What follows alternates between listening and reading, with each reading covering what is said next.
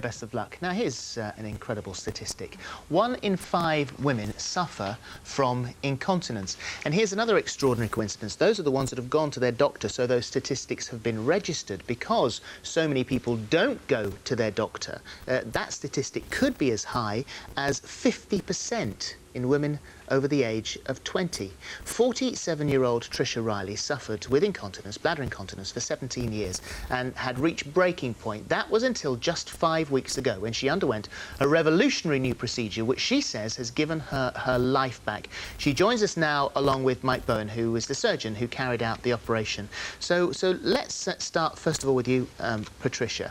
The problem started after the birth of your second child. No, my third child. Third child. Yes. So I had nothing before that at all? I'd had slight problems, but nothing... But nothing that would worry you. Yeah. And so after the birth of your third child, yeah, then did you notice something straight away? Immediately, I noticed a difference, and it just didn't get better. Mm. And I found that I couldn't do anything. How bad did it get? Well, it gets so bad that you have to think about... Wherever you're going to go, you have to think about where's there going to be a loo. Can I do this? I can't be away from a loo for more than an hour or so, so you have to plan your journey, plan your shopping. Mm. I know where all the loos are all over the country. Yes. Yeah. So supermarkets, you think, oh, I know where the loo is there. Yes. On a car journey, on a long journey, going you away always have somewhere. to stop. Would you map it out on the route so you'd know where the loos were? Yes, so I know I can make it to these services or those services. Or and not be able to drink? I mean, you'd be, before you travelled... Before a journey, I used to have nothing to drink, just a sip of water before I went out. Which would make you feel ghastly, headache, I think, dehydrated. Yes, it does. And then the incontinence itself isn't, you know, everybody after a baby, some people have a little bit of a leak here, a leak there, but this is much more. People say coughing, sneezing, but it was more than that. No, much more. Cough, sneeze, laugh, shout, jump, step off the curb. So you couldn't go to the gym, or you couldn't go dancing? You have to be very careful about which exercises you do if you go to the gym. Yes. You can't do anything that involves jumping. What about the pelvic floor muscles that we're all told to do? Well, I did the exercises, and they don't give you the relief that you need. It's not enough. There were 2 occasions that you say were the straw that broke the camel's back. Hang on a second. Enough is enough. Yes. I went out to dinner in our local town with my husband, and we walked home from the restaurant, about a 25-minute journey, and every time I stepped off a curb, I leaked. By the time I got home, my trousers were wet down to my knees. And then the other occasion was I went to a party and I was dancing, and suddenly I leaked and it shot down my leg and hit me on the ankle. Yes, you see, it's sweet to laugh about it. It's horrible and embarrassing, and when it's you, it's not nice. No, it's not funny at all. Had you talked about it to your husband at all? No. No, you don't talk about it to anybody. Did he? Quiet. He knew how bad it was, though? No, not until I read about this operation. And so then for 17 years, you didn't say? Everybody laughed because they all knew, oh, Mum has to go to the loo every 5 minutes. So it's all a bit of a standing joke. But so they didn't realise that yes, Mum has to go to the loo every 5 minutes. They didn't realise the pressure, the emotional strain you must have been under. No, well, you can't talk to anybody about it. You can't say, I'm likely to wet myself and I'm going to have wet trousers. You just don't. So after the night of walking back from the restaurant and the dancing at a party, you did say to your husband, I've read this is an article, and it all came out. I told him exactly what it was like, and he said, go and have the operation. Did he? Yeah. And it's not a cheap operation. You've got to find £2,500. That's right. That was, we spent his, he's going to be 50 next year, and we spent his 50th birthday holiday money on it. Well, there's a husband who loves you, you see. Now, this was only 5 weeks ago. Yeah. You went off, you saw Mike Bowen here. I'll ask you in a minute exactly what you did, Mike. Okay. You arrived at 8 o'clock in the morning, into theatre at 9, home again going out at 2. Yeah. And no pain, no soreness, No, I had aching legs from where the position I must have been put into to the operation done, but that's all really. And this is 5 weeks ago, and how are you now? I'm fine. I'm absolutely fine. Not every 5 minutes? No, no. I went shopping the other day with my sister, and all afternoon I went to the shops, round the shops, home again, and I didn't have to go and find a ladies. Wow. Getting up in the night? Do you have to get up in the night? No, I don't really, but what I used to have to do was, within 20 seconds of getting out of bed, get to the loo. Yes. But no, I don't have to do So that. I assume on that day that you went round with your sister, you must have had a big smile on your face and felt fantastic. Yeah. But she wouldn't have noticed any great, other than the fact that you didn't stop a couple of times to go to the loo. Yeah, I did tell her what it was like. So Yeah. yeah, so it But was a after big the breakthrough. event- And I went orienteering with my work last Good week. heavens, no And stopping instead you. of having to stay in the golf club solving clues, I was able to go out and do the walk. Yeah, Yeah. fantastic. Freedom at last. So, Mike, there'll be an awful lot of people at home going, God, that's me. Right. So, what do you do?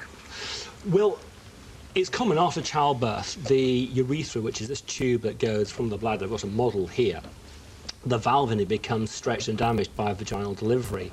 And you can try and do your pelvic floor exercises. That's successful in some women, but other women, they find that they're still left with involuntary loss of urine. Every time they cough, sneeze, or do anything, they will wet themselves. The tragedy is, this is incredibly common. It destroys their lives. It can completely destroy someone's confidence, and the ramifications of that are absolutely enormous.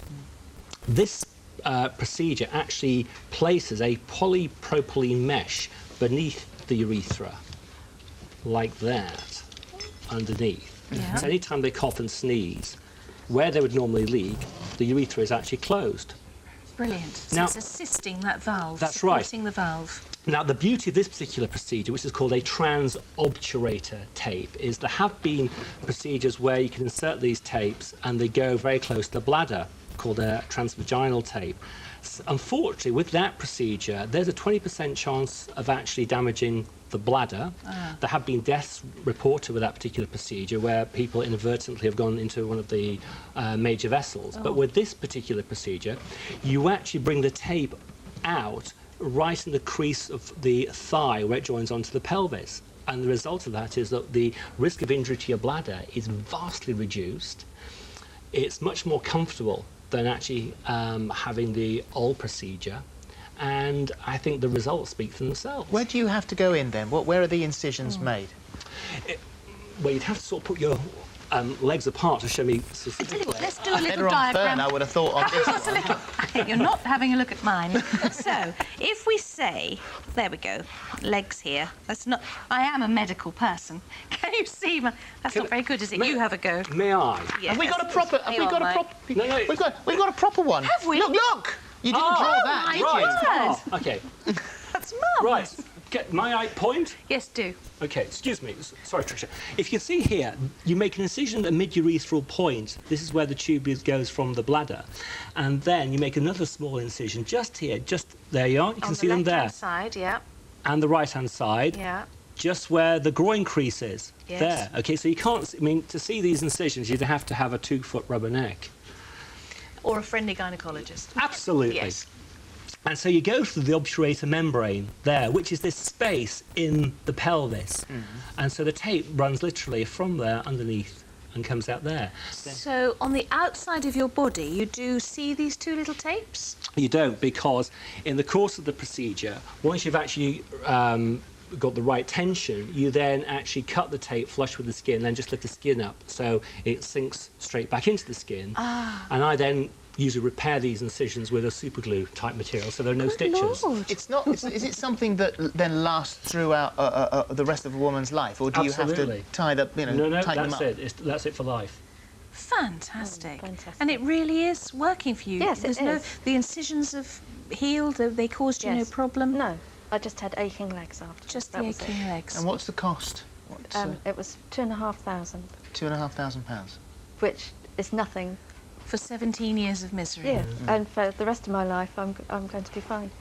So, Mike, if one went to a GP, they would know about this, would they? No, sadly no. This procedure is used extensively in Europe, and when I heard about this procedure, I had to go away to Rome and Brussels to actually have training and learn how to do this.